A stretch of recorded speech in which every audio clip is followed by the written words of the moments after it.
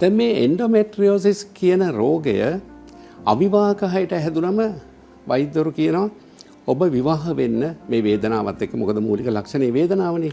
විවාහ වෙන්න කසාද බැන්දම මේ ප්‍රශ්නේ හරියයි කියලා. ඒ කියන්නේ කසාද සාතිකය අරගත්තම හරියයි. ලෙඩේ හරියයි කියලා. කසාද සාතිකය අරගත්තම හරියන්නේ නැහැ. දෙන්න අතර සම්බන්ධ වීම හොඳට තියෙන්න ඕනේ. දෙන්න අතර සතුට හොඳට තියෙන්න ඕනේ. ඒ තෘප්තිමත් භාවය තමයි ඇයගේ හෝමෝන ක්‍රියාවලිය ඇති කරන වෙනස හරහා මේ රෝගයේ ගොඩාක් වෙනස්කම් ඇති කරනවා. හැබැයි මේ රෝගයේ අවස්ථා 4ක් තියෙනවා. ඒ කියන්නේ මුලින් පැහැදිලි කිරීමක් කරන්න ඕනේ.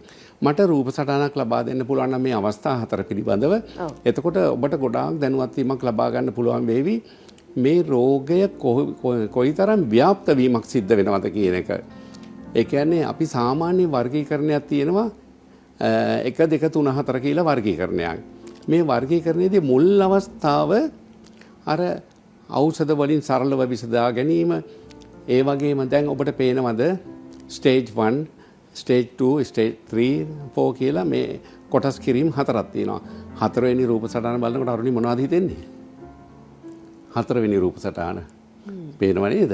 ඒකේ දරුණු බවක් පෙන්නනවා.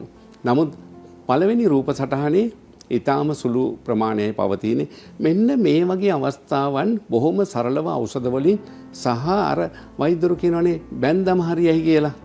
මේ වගේ දේවල් වලින් යම්කිසි සානදායි තත්ත්වයක් ලබා ගන්න පුළුවන් මුල් අවස්ථාවේ.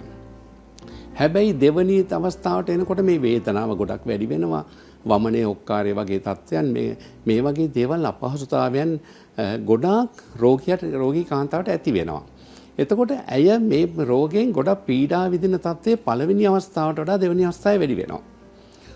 තුන්වෙනි සහ හතරවෙනි අවස්ථාවන් වලට එනකොට මේ තත්ත්වය ගොඩක් දරුණුයි. මේක අවිවාහක කාන්තාවකට වුණත් විවාහක කාන්තාවකට වුණත් දරුවන් ලැබුණු අයකට වුණත් මේ තත්ත්වය ඉතා බරපතල රෝගයක්.